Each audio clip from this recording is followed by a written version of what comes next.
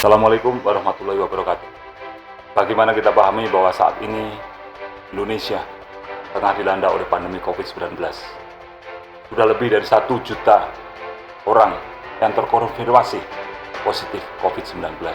Dampaknya tidak hanya kepada masyarakat, tidak hanya pada kesehatan, tapi juga pada perekonomian kita. Pers memegang peranan penting dalam perjalanan sejarah panjang bangsa Indonesia. Termasuk juga di era demokrasi, pers adalah salah satu pilar demokrasi yang sangat penting dalam memberikan edukasi, memberikan informasi, memberikan hiburan, dan juga sebagai lembaga kontrol sosial bagi masyarakat. Oleh karena itu, dalam kesempatan ini, saya, Kapolda Aceh, mengucapkan selamat Hari Pers Nasional tahun 2021 dan juga selamat ulang tahun ke-75 Persatuan Wartawan Indonesia.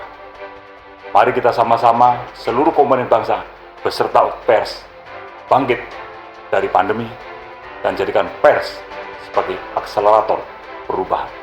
Wassalamualaikum warahmatullahi wabarakatuh.